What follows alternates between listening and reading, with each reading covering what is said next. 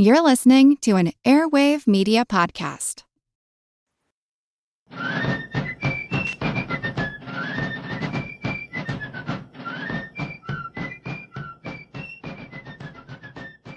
Hello, and thank you for joining this special edition of the American Revolution. This week's special episode is a roundtable discussion of Lord Dunmore's War, which was fought between Virginians and various Indian tribes, mostly in what is today West Virginia, in 1774. This conversation took place in early October 2024 on the eve of the 250th anniversary of the Battle of Point Pleasant, the largest battle in Lord Dunmore's War. We were fortunate enough to have Glenn Williams, author of the book Dunmore's War, provide his perspective on the events of that war. One quick apology, this conversation was recorded on Zoom. Apparently my microphone was connected to the one built into the laptop that I was using rather than my external mic. As a result, my voice in this conversation is not the best. Fortunately, Dr. Williams carries the bulk of the conversation. Without further ado, let's get to our roundtable discussion of Lord Dunmore's War. All right, well, I think we're going to get started here. I appreciate everyone who's joined. We're here to discuss Dunmore's War, which many of you know from the podcast. We went over very early in the podcast because it took place in 1774, just before the actual Revolutionary War broke out. It was a war primarily between Virginia and the Indians over essentially westward expansion into what Indians regarded as their territory and what Virginia wanted to be their territory. Lord Dunmore, of course, was the governor of Virginia. We have with us today Dr. Glenn Williams, who's the author of Dunmore's War, which, of course, is about a very topic we're discussing today. Welcome, Dr. Williams. Glad to have you here. Oh, thanks for inviting me. Sure. So would you like to give a little background on this, or would you like me to do that? I can do that if you like. I always take it back to the proclamation of 1763, which, among other things, established 4 new colonies. And then it's more famous for most Americans or infamous for the arbitrary line drawn between the heads of the waters that flowed to the Mississippi, which the Royal Proclamation said was reserved the Indians as their hunting ground. But they always fail to mention that the next line said, until our further pleasure be known. So Virginians always thought it was going to be temporary anyway. And immediately, the British government realized that there are already thousands of settlers beyond that line. So Board of Trade directed the 2 superintendents of Indian Affairs, Sir William Johnson in the north, Colonel John Stuart in the south, to convene treaties, because the proclamation also said further cessions of Indian land would have to take place as part of a treaty, officiated by a representative of the crown, and no more private cessions. So in the north, the one that deals mostly with, although all 3 of them will deal in some way with Dunmore's War, the one that impacts most is the 1768 Treaty of Fort Stanwix, negotiated under the auspices of Sir William Johnson, the Superintendent of Indian Affairs for the Northern Department, and basically run by the 6 nations of Iroquois, or the Haudenosaunee, which considered everything in the Ohio Valley as theirs by right of conquest, and they claimed dominion over the other tribes and nations that were living there, and that essentially made the Ohio River the boundary between the colony of Virginia and Indian Territory. And the Shawnees were the most hostile of the Indians that lived there. And the war is essentially between Virginia and the Shawnees. The 6 nations tried to keep all their other vassal states out of the war. It's surprising, too, that the Delaware offered to accompany Dunmore's army as auxiliaries. They did provide scouts, although the auxiliary part was turned down, and the war lasted about 6 months.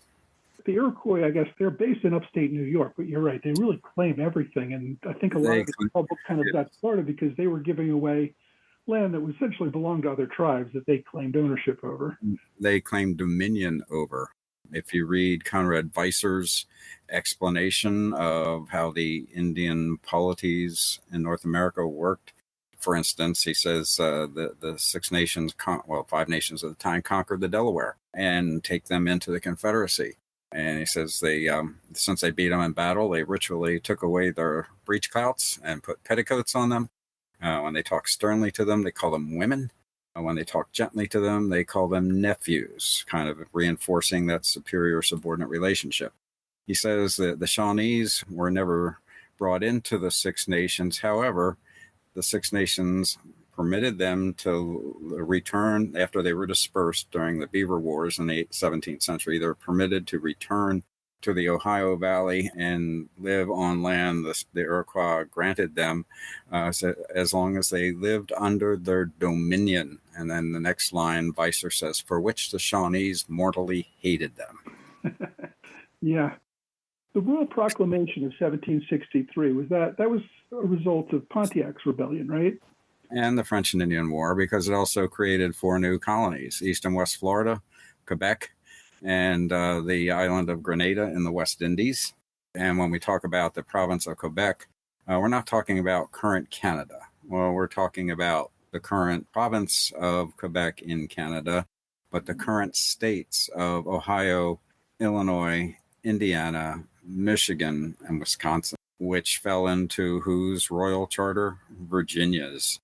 Although it didn't automatically say it was in Virginia, but it was kind of the King of England kind of gave Virginia right of first refusal when negotiating land from the Indians that lived there. The colonists did recognize the right of original occupancy among the Indians, just as a way of how they terminated the original occupancy that became questionable. Yeah. Well, and I guess even that Virginia's claims on the territory were in question after passage of the Quebec Act in 1770 as well. And one of the reasons why the Virginians hated it, other than grant religious tolerance to Catholics and establishing an appointed legislature in the colony, but that is, and it's the reason why Governor Henry sends George Rogers Clark into the Illinois Territory in 1778. Because that was under Virginia's charter claims. Right, and even before we get into the War for Independence, I mean, Lord Dunmore, who's most certainly a loyalist, is trying to expand Virginia's claims into Western lands as well. Not beyond the Ohio. That is a misperception. Really? They did not claim land on the north bank of the Ohio as part of Dunmore's war. It was to secure the south bank of the Ohio. And if you look at it, all the fighting, except for one raid into Wacatamaica and the final invasion that ended the war, everything else, all the other fighting takes place on the south bank of the Ohio. Okay, so we're talking essentially what is today, West Virginia and Kentucky? West Virginia, parts of Kentucky, parts of Pennsylvania.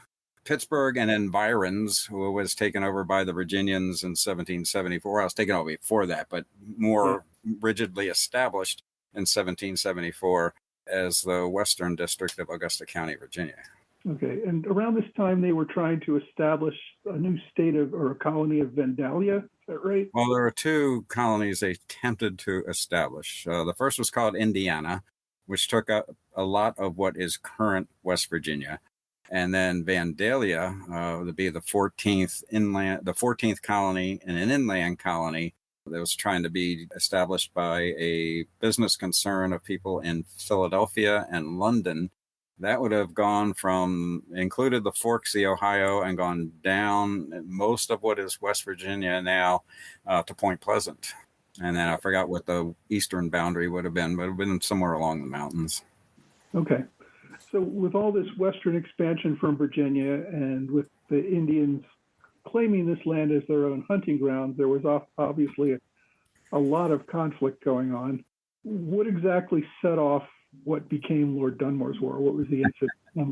I'm setting up for the Yellow Creek Massacre here, but I'm assuming that... Yeah, well, it builds up to that. Okay. There was a number of instances where Indian hunting parties, Shawnees we're talking about, cross the Ohio to hunt on the south bank of the Ohio, and they would run into settlers or settler hunting parties or surveying parties, and sometimes it erupted into violence. There were some waylaying of traders on the Ohio River and things of that nature as well.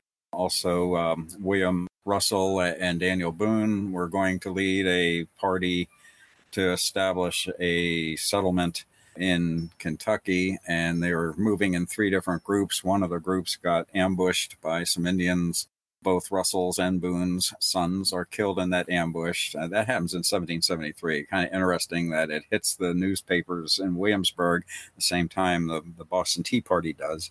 And there were other things like that. And it's a lot of this you can see as probably more so clash of cultures than anything else, because these Shawnee hunting parties would cross to the South Bank, hunting where they were used to hunting. But settlers had cleared out areas, improving the area, clearing out fields to plant crops in and fencing them in and bringing in domesticated cattle and things like that. And it made game scarce. And you can imagine when Indians came onto somebody's property and, they can't find any deer, so they kill a cow and they have to spend the night. So they tear apart the guy's fence, and then they have to take the cow back to their town. So how are we going to get it there? Well, there's a horse. So what does the settler think? They trespassed on my property. They destroyed my fence. They killed my cow and they stole my horse. So you can imagine how things could get out of hand from there.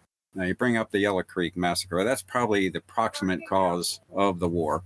If you're not familiar with that, the two Greathouse brothers get with a man named Baker, who owns a trading post, a place called Baker's Bottom, that's on the south bank of the Ohio, across from the mouth of Yellow Creek, where there is a hunting camp of Mingo Indians. Mingo are a part of the Six Nations, by the way. British allies, friendly to the Virginians. And the Greathouse people, there is already rising tensions along the Ohio.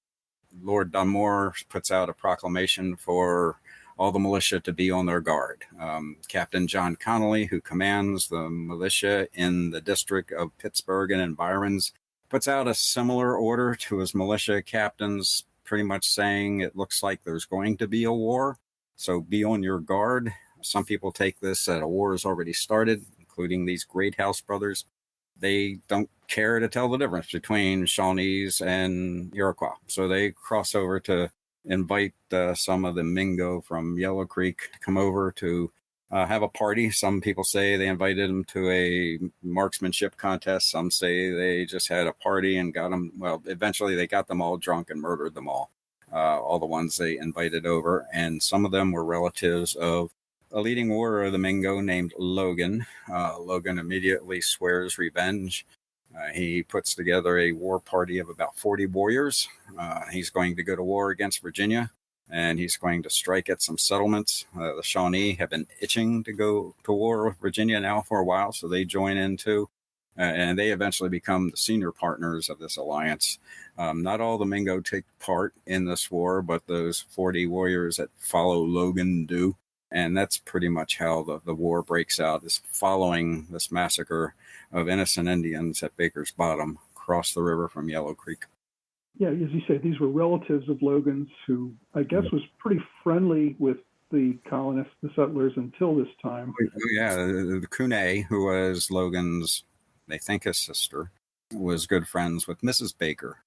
They shared secrets and things like that. Some people say that Cooney told Mrs. Baker that some Indians were going to cause trouble, not necessarily a Mingo. Like I said, yes, they were very friendly. It was these Greathouse guys got together a band of about 30 settlers, not embodied as militia, and they're the ones that caused the problem. And immediately they knew they had started a war. So they leave, and that left their friends and neighbors to bear the brunt of the retaliation that Logan is going to lead. Retaliation, yeah, he really went on the warpath, so to speak, and Literally, yeah. There was really an all-out border war at this point. People were just killing the other people on site. Indians killing settlers, settlers killing Indians. Well, it was mostly attacks on the settlements. The most famous being Logan and his war party attacked a farmstead by the family named Spicer. They killed the mother and the father, kill and scalp them, and all the children. I think 2 of the older boys escaped to go call the militia to come to the rescue. 2 of the younger children, Betsy, and I think the other one's name was William. I think Betsy was about 10 at this time and William about 8. They are taken captive by Logan and taken back to Logan's camp as well. The militia's pretty much run ragged.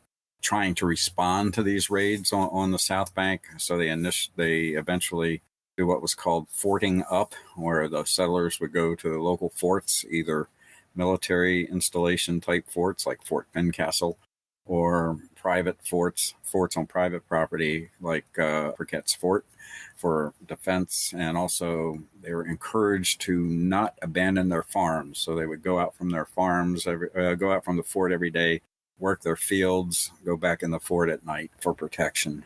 It was completely defensive war until I think sometime in August. The Great House Massacre is in March.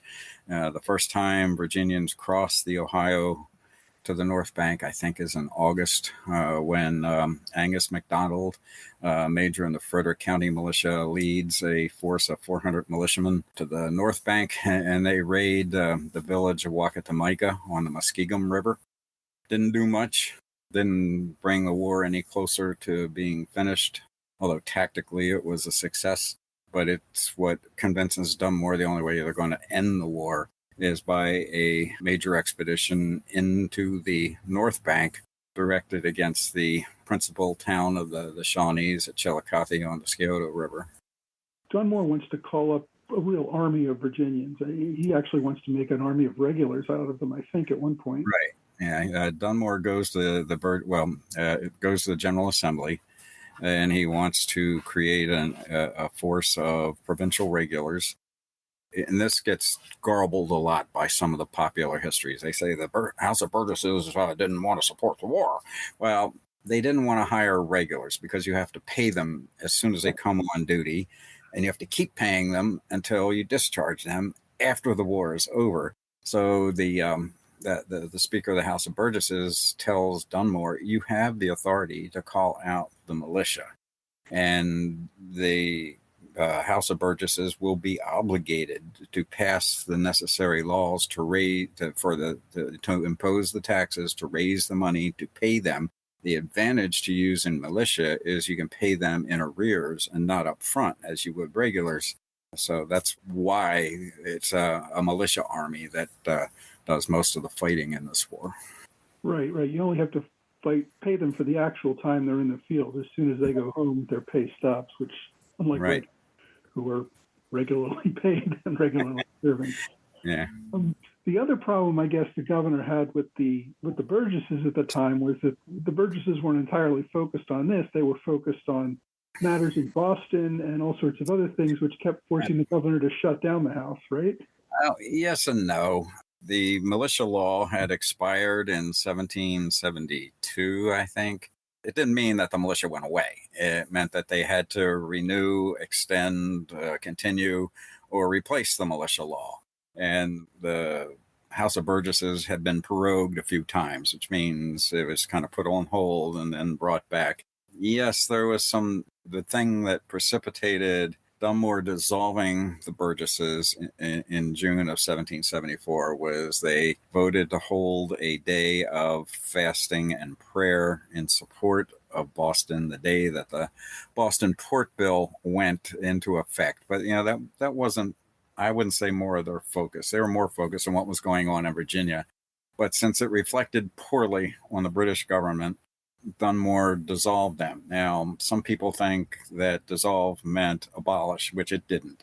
It's kind of like today in Great Britain, if there's a vote of no confidence in the House of Commons, and that's exactly what happened. They dissolved the House of Commons. Dunmore dissolves the Burgesses, but then he has to issue a writ of election to hold new elections, knowing darn well that the same people, the same Burgesses, most likely are going to be back in the same seats when they reconvene.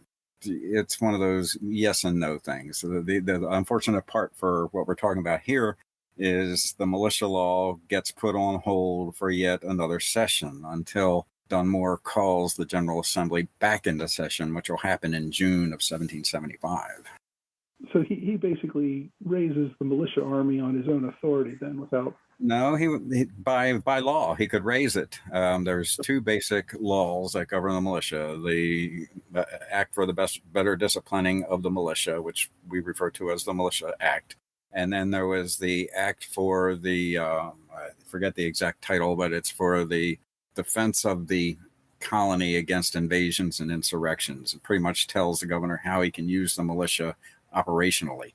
So he alerts basically the three western counties, Augusta, Botetourt, and Fincastle, because they're on the front line, literally. And then he calls on other counties, Bedford, Culpeper, Dunmore, Hampshire, and Frederick counties to support them as well. And this not only means when they get around to organizing this expedition for 1,200 men coming from the north and 1,100 men coming from the south, but also what they called constant guards, militiamen who would man the forts to guard the communities while the expedition was taking place, and also for the ranging companies of rangers and scouts for frontier defense.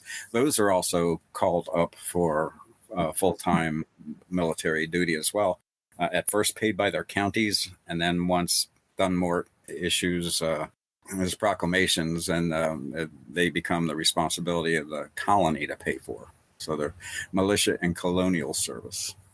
So while the colony was paying for this, but they didn't call up colony-wide. In other words, the Tidewater region wasn't. I just mentioned the counties that they were going to. Yeah. Botetourt, Augusta, and Fincastle were the main ones that were calling up their militia. The others were asked to also call out volunteers. The other ones I just mentioned, but they're basically the ones west of the Blue Ridge. But yeah, these were all the counties, as you say, were already involved in the fighting, like it or not, because the Indians were attacking there. Mm-hmm. So this army gets raised, and is Lewis the commander of the army? No, he's one of the wing commanders. The northern wing or right wing, or northern division or right wing of the army, technically is under Colonel Adam Stephen, but Dunmore accompanies that wing. So, if you think Civil War, it's kind of like Grant tagging along with the Army of the Potomac while Meade is still the commander. So who's really in charge, right? The southern wing or southern division of the army is commanded by Colonel Andrew Lewis. And they're going to come from two different directions. The northern division of the army, most of it assembles at Winchester. Some assemble at Pittsburgh. And those two forces will join at Fort Fincastle, where Wheeling is. The other, basically the three main counties plus some others, will assemble at Camp Union, which is where Lewisburg, West Virginia is now. And then they'll march from there to Point Pleasant. The northern wing, after they join at Fincastle, will march down to the mouth of the Hockhocking River. And then they'll move up the Hockhocking towards Chillicothe, and Lewis's arm of the army will cross the Ohio at Point Pleasant and then march to join the rest of the army at the Pickaway Plains for the final push on to Chillicothe.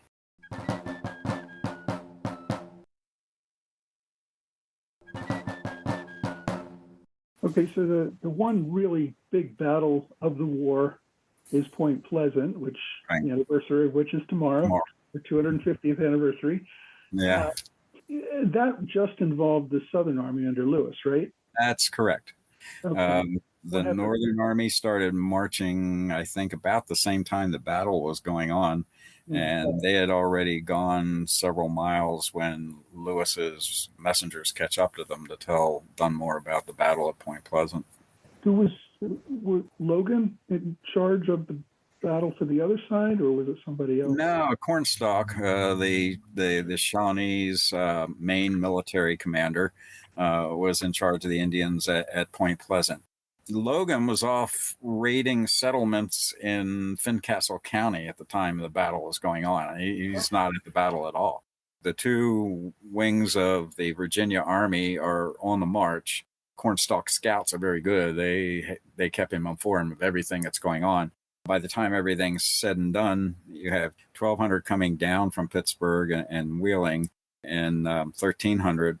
They got more than they expected, more volunteers coming from Camp Union, but they're marching in three different detachments. So when the first two detachments get to Point Pleasant on the 6th of October, they have about 800 men.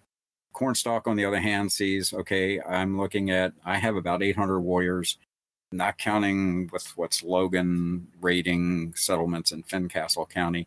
And he sees 2,500 Virginians coming at him.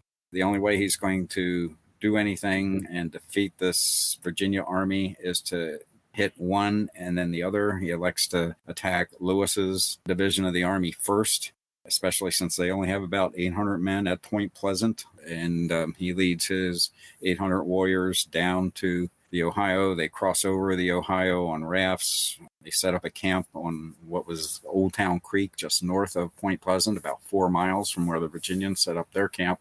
Their plan is to launch an attack in the very early morning hours. The surprise gets foiled when 2 of the Fincastle County companies marching with the Boditot line go out hunting for deer so they can supplement their company's rations with venison. And they discover the Indians preparing to attack, so that the Virginians get some warning right before the battle on the morning of the 10th of October. So Lewis is prepared for the attack when it comes in the morning? Well, kind of. The hunters come back. One of the hunters gets killed. There are two-man teams of hunters. One gets killed, and the other runs back and runs past the sentries, yelling the password. And he goes, the officer of the guard, John Stewart, tells him, "I've seen a bunch of Indians out there." The other 2 hunters run back, yell the password as they go by the pickets. They report to the officer of the guard. The drummers start to beat to arms. Lewis goes to the officer of the guard's tent and find out what's going on. The hunters tell him what they see. Lewis thinks at first that he suspects what's out there is a scouting party, possibly a big scouting party, but a scouting party nonetheless. He turns to Colonel William Fleming, commander of the Boditot line, and to his brother, Colonel Charles Lewis, commander of the Augusta County line, to just take the first 150 men from each of their lines without regard to company integrity, put them in charge of 6 of their most competent officers each, and go out and see what's in front, marching in 2 columns. The right column is Colonel Charles Lewis's column, mostly Augusta County soldiers, following Crooked Creek on the east side of the battlefield, and Fleming marching with his 150 men along the Ohio on the west side of the battlefield. They get about a mile, maybe 2, in front of the Virginia camp when first on the right, Indians open fire on Charles Lewis's column. Charles Lewis is hit early in the battle, mortally wounded. He'll die before the day is out, but he walks back to camp where he expires. It's almost the same time. William Fleming's column on the left comes under fire. Fleming gets hit 3 times, and he goes back to the camp. He'll eventually recover, though. The battle looks like it's going to hell in a handbasket at the time. The Indians are trying to work their way around both columns. The 2 columns of Virginians are trying to deploy into line and join to where they have one continuous line across the narrowest part of the point. If you look on a modern map of Point Pleasant, it's about 6 blocks wide nowadays, but they're still trying to do that, but retreating at the same time because the Indians are putting a lot of pressure on them. The people at the camp have been alerted. They're now manning what little breastwork they have in case the troops that are out in front have to retreat, and they're going to have to defend their camp. They can see the battle going on. Colonel Andrew Lewis calls on Colonel John Field. He's the county lieutenant of Culpeper County, but he only raised 3 companies of volunteers, so technically he's on the expedition holding the rank of major. But since both other colonels are down, Lewis recognizes him in his rank as colonel and puts him in charge of about 250 reinforcements to go into the battle to plug that hole between what was Lewis's and Fleming's columns. And they do that. They're able to solidify the line in the process. Field gets killed. So all 3 field officers other than Andrew Lewis are now out of the fight. Captain Evan Shelby takes over the fight on the firing line, and they start gradually to gain fire superiority and start to push the Indians back north on the point. So at the end of the day, the Virginians hold the field, but it's a pretty bloody losses on both sides. Well, we don't know how many the Indians lost. When starting late in the afternoon, after the Virginians have taken an advantage, they push the Indians onto a bit of high ground that's highly wooded. The Virginians are not going to try to make a frontal assault on that. But starting late in the afternoon, they start seeing some of the warriors picking up their dead and wounded and carrying them off the field. And about this time, or maybe a little later, Colonel William Christian with the Fincastle County line arrives. He was still on his way. He was several miles away when the battle starts. Lewis sends a messenger saying, leave the cattle and pack horses where they are under a small guard and bring everybody you can to Point Pleasant. They get there as the battle's winding down. So this is where they get, that the Virginians had 800, but had 1,100 men on the field, but only about 800 are at Point Pleasant when the battle's going on. The rest come in at the end of the battle. Cornstalk, he has his people get their rafts that they came over on. They float back over, taking their wounded. They hide their dead or throw them into the river or do something with them so the Virginians won't scalp their bodies.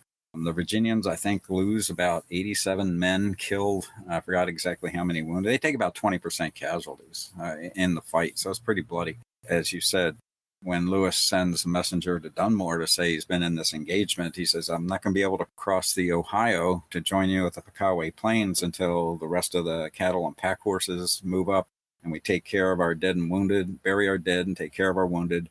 They build a stockade for a fortified magazine. And then once they're ready, several days after the battle, they cross the Ohio and march towards the Pickaway Plains to join Dunmore. So what's the end result of all this? We have a treaty? Well, Cornstalk finds himself in a very unenviable position. He elected to attack Andrew Lewis first, but in the meantime, Dunmore stole a march on him and is heading towards the Pickaway Plains. He and his men get back to Chillicothe, and he calls a meeting of his subordinate chiefs and say, we have to make a decision. We can do one of two things. We can kill our own women and children, destroy our town and cornfields, and then attack the Virginians. Dunmore's wing has built a fortified camp called Camp Charlotte, knowing that they would fight from behind fortifications, most likely. Cornstalk tells the others that we're going to die anyway. Or I could go seek what kind of terms I can get from Lord Dunmore. And that's what he does. He goes to Camp Charlotte to talk to Lord Dunmore, to talk peace, the terms of our reconciliation, he calls it. The terms are unbelievably lenient.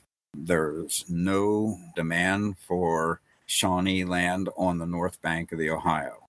The only demand has anything to do with land is Dunmore says that the Shawnees must recognize the terms of the Treaty of Stanwix, which establishes the Ohio River as the boundary between Virginia and their territory. Second, they have to return all the captives they took in raids on the South Bank. They have to return all the horses they took in raids on the South Bank. They have to reopen the Ohio River to river traffic for trade. He says that instead of looking to Pennsylvania as your primary trading partner, you must look to Virginia as your closest trading partner and open up that trade as well to Virginia traders. And then he says this will be an armistice. The armistice will cease fighting now, but the headmen of your tribe will have to meet with the headmen of my tribe, Virginia, at Pittsburgh in March. And they'll write the permanent treaty between the Shawnees and Virginians at that time. And what is usual about this period, to make sure the Indians weren't agreeing to an armistice in order to get out of a losing battle, they have to turn over what they term in the terms of the treaty as 6 hostages, either chiefs or sons of chiefs, to go to Williamsburg. Now, don't get hung up on the term hostages as we use it today. It's more like collateral. They go to Williamsburg, these 6 chiefs or sons of chiefs. They're not put in the public jail. They are given the freedom of the town. They are honorable men. They stay in the town. They know why they're there. It's a diplomatic mission. Nicholas Crosswell sees them passing through Winchester in their traditional clothing. They are not under guard. They are not shackled. They make their way to Williamsburg on their own. So that kind of ends the war with the Shawnees. Okay, what about Logan and the Mingos?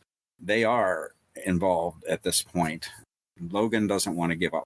So he leads some of his warriors away from Chillicothe.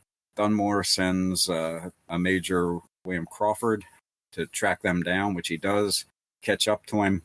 And then John Gibson, who was a Pennsylvania trader, although he'll command a Virginia regiment during the Revolutionary War, he was the common law husband of Cunet, Logan's sister that was murdered. So he's kind of like Logan's brother-in-law. He does the talking. And if you're familiar with Logan's Lament, it's in Jefferson's Notes on the Current State of Virginia. It used to be taught in Virginia schools as part of the social studies program. I don't know if it is anymore. It was published in the Virginia Gazette at the time, and pretty much Logan goes through this speech where he says, when I'm a friend of the white man, when did a white man ever come to Logan's home?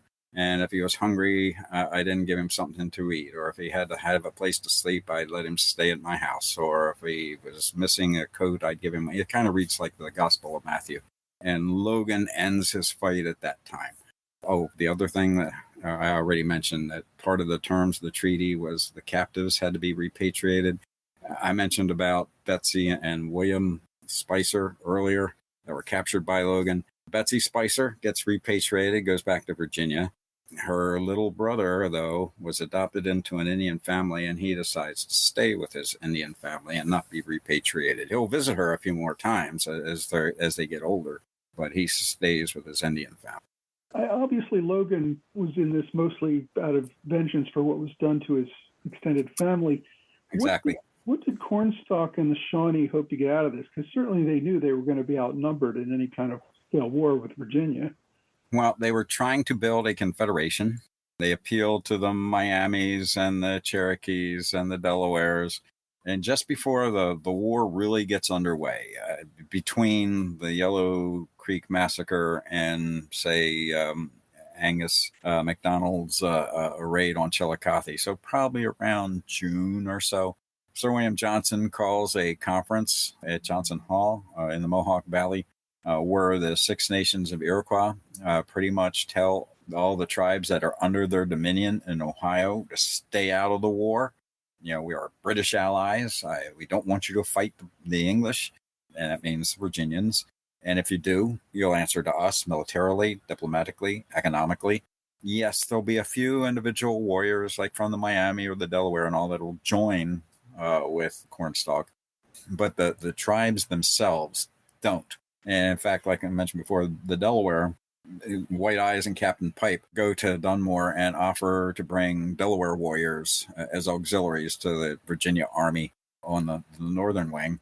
Dunmore is smart enough to know that a lot of his troops might not take the time to differentiate Delaware and Shawnee. So he says, thank you very much, but I'll need a few scouts, but I don't need the auxiliaries. What did the Shawnees get out of all this? Well, they didn't get the alliance. They didn't build the confederation they were hoping to build. But starting then, they start to get more autonomy away from the Council Fire at Onondaga, the capital, if you will, of the Six Nations of Iroquois. So they're able to pull away a little bit from the Six Nations because of this. So essentially, they had hoped to build a much larger army with a bunch of alliances that kind of got undercut by the Iroquois, and that, in the end, undercut their relationship with the Iroquois. Exactly. Yeah, I got it. And Dunmore gets back to disperses the army. They do leave some troops at the fort they built at Point Pleasant, which will be named Fort Blair. They do leave a small garrison at Fort Fincastle at Wheeling. They do leave a small garrison at Pittsburgh, Fort Dunmore at this time. It'll revert back to Fort Pitt during the Revolutionary War, but basically to guard the frontier. But most of the other militia go home to be discharged. Dunmore goes back to his capital at Williamsburg and finds out all sorts of things have happened while he's been on the frontier. He gets a letter, opens up a letter from Lord Dartmouth, his boss, the Secretary of State for the colonies, wanting to know where he's been. He's been out of communication, and in the meantime, there's been this General Congress in Philadelphia. Do you know what's going on there? Do you know of any of your people that attended as delegates and pretty much gets raked over the coals for being out of communications for a while? Dunmore gets back to Williamsburg, November, December, the height of his popularity. And then things start to turn. And by April, Lexington and Concord happens like 2 days before the gunpowder plot or at the magazine in Williamsburg, although technically not related because the people in Virginia didn't know about Lexington and Concord yet, but it's almost simultaneous. But it was the same issue, seizing gunpowder from regulars versus patriots. The gunpowder, the argument was that it belonged to the colony.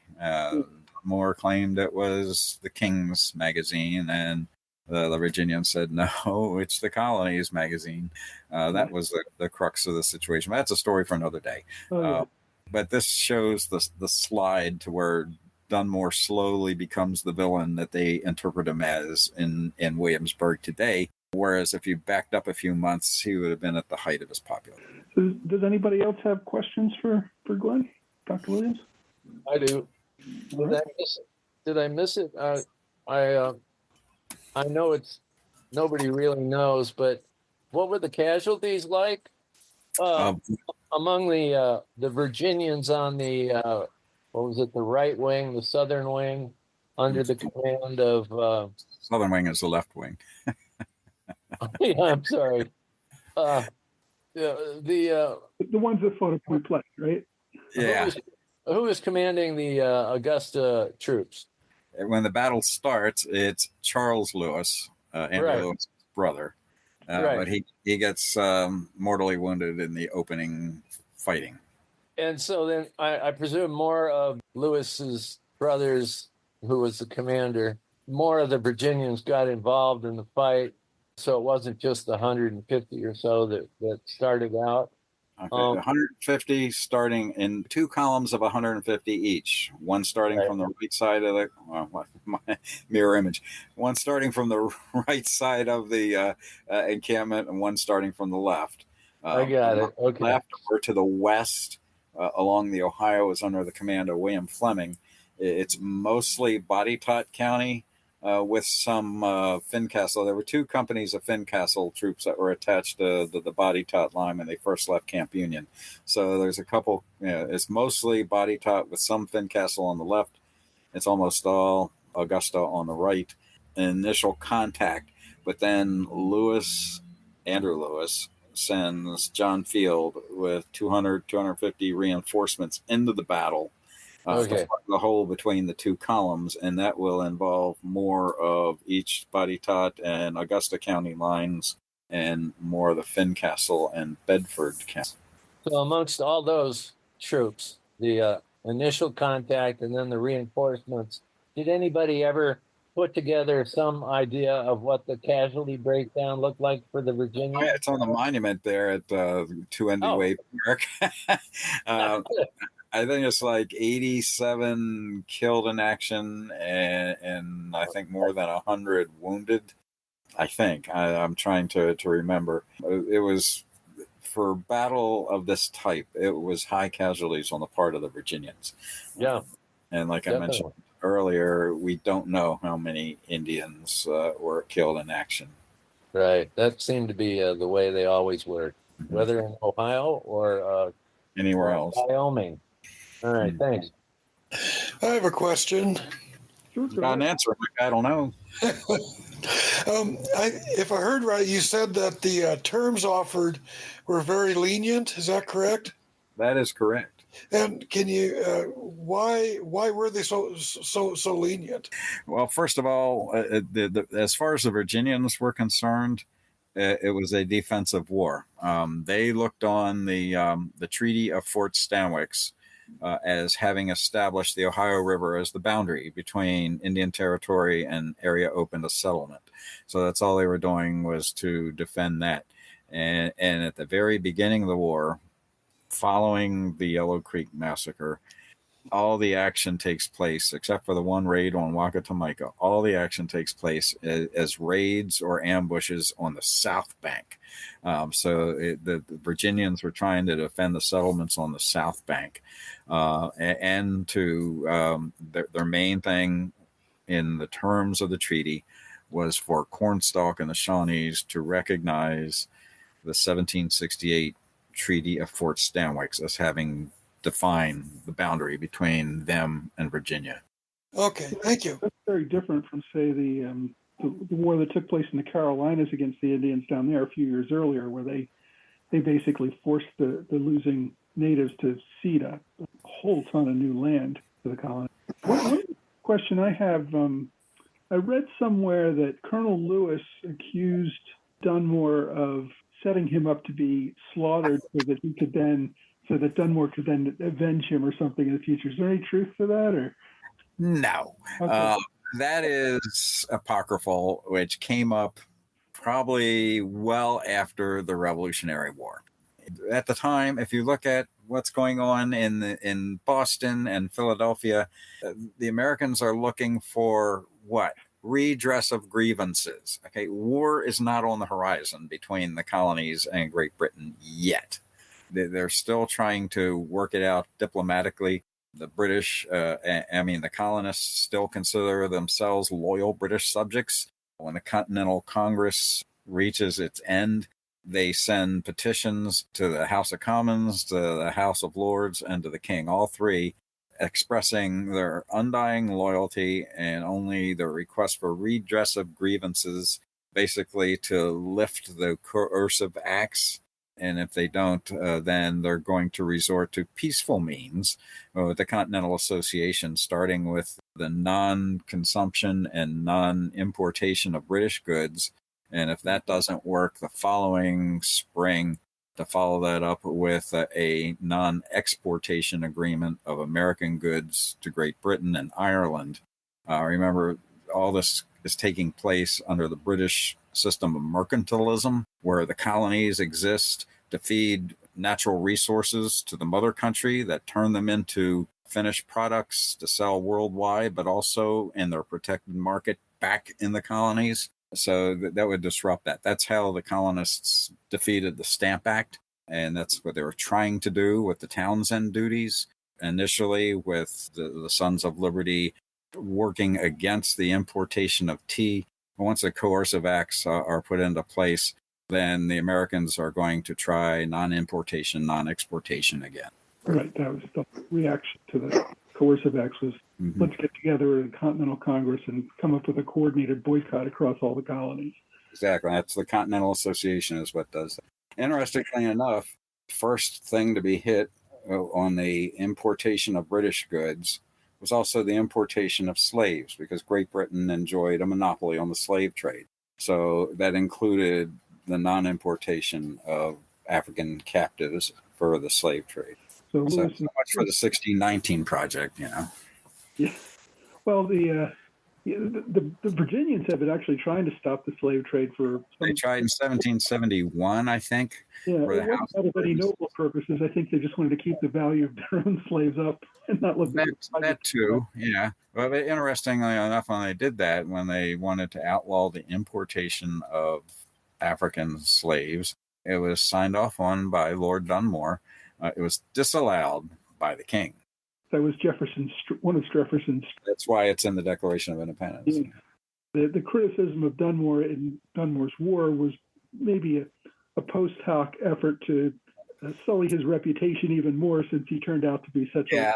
Yeah, that's exactly what it is. As you know, I go to Williamsburg quite often, five or six times a year, that often. And, you know, I get tired of the interpretation that Dunmore walked down Duke of Gloucester Street kicking dogs and yelling at kids, which is totally not true. He had the best interest of his colony at heart. He wanted to manage westward expansion to the Ohio Valley. He doesn't talk about crossing the Ohio. And in fact, I think it's in one of the letters of thanks that appear in the Virginia Gazette. They say his motives were none other than the benefit of this country being Virginia. Yeah, I think he was very much a proponent of westward expansion and growing the colony, just like when he had been New York's governor. He wanted to do the same thing there. He was also involved in a lot of lucrative land deals, which I guess everybody was at the time. Yeah, this is an era where enriching yourself because of your political position was not a conflict of interest, but it was almost expected. He was doing it right along with George Washington and Benjamin Franklin and lots of other folks. So, can I ask a quick question? Sure. Hi, probably very simple. We're sitting here just across the river from Virginia in Maryland. So we're just wondering, was there any involvement with Maryland? Was Maryland involved with this at all? It's been a very interesting discussion. Oh, thanks. Not directly. However, one of the people that was blamed for killing Logan's family was Michael Cressup, who was a Marylander. He does get a commission in the Virginia militia once the war starts. But we can probably assume that some of the people he recruited into his company were from Maryland originally.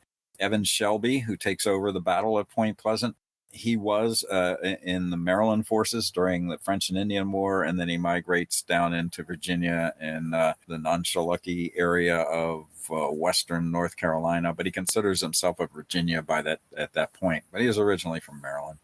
So in that way, the individual Marylanders would have been involved in the war. Maryland as a colony, no. It didn't go far west. Okay, thank you. Thank you very much. Maryland. One other connection Maryland does have, when the right wing or Northern Division, when it breaks camp at Winchester and starts to move north before or right after brain fart on which guy goes west towards Fort Fincastle. But Dunmore continues with a couple hundred men towards Pittsburgh, but he stops at Opessa Old Town, where the Cressup House is now. It's on the Potomac, about 30 miles south downriver from Cumberland. So Dunmore cuts across Maryland on his way to Pittsburgh. Okay. Crawford was the guy I was trying to think of. When Crawford goes to Fort Fincastle, Dunmore heads towards Pittsburgh, and he crosses Maryland, right about where Cumberland is. Okay, thank you. Anybody else? Well, we've hit the top of the hour. I want to thank Glenn Williams for joining us this week. It's been a real pleasure. If any of you, I know he already has his book on his logo there, but Dunmore's War, it's a great book. I can't recommend it enough. If you want to know more about this topic, I think it is the book to read on the subject. So, check it out. Oh, thank you. On a personal note, I wanted to let everybody know I'm not going to be around next month. I'm taking an extended trip out of the country. So our next meeting will take place in December. I'm tentatively planning to discuss the First Continental Congress then. The other option would be to discuss the New Hampshire raid on Fort William and Mary. If anybody has a preference or thoughts on that, I'd love to hear from you either now or via email later. But those are the two things I thought would be an interesting talk. Next week, I'm talking to Historic Annapolis about the Maryland Tea Party, the burning of the ship Peggy Stewart in Annapolis Harbor. So that's another consideration if you want to think about that down the road. That was something else someone brought up. I know, but I think it would be a really cool talk just more generally on the anti-tea hysteria that kind of hit the country after Boston. Yeah, I mean, it's really amazing how much tea became such a flashpoint and such a not only just wanting to boycott it, but there was just like this almost virtual gut reaction against tea in this country. There were people writing about how it was dangerous to your health and just we should all stay away from it. It was just that accursed weed. Yeah. Mary Beth Norton's book 1774 is also very good on that too. That's true. So, all right, we'll think about that.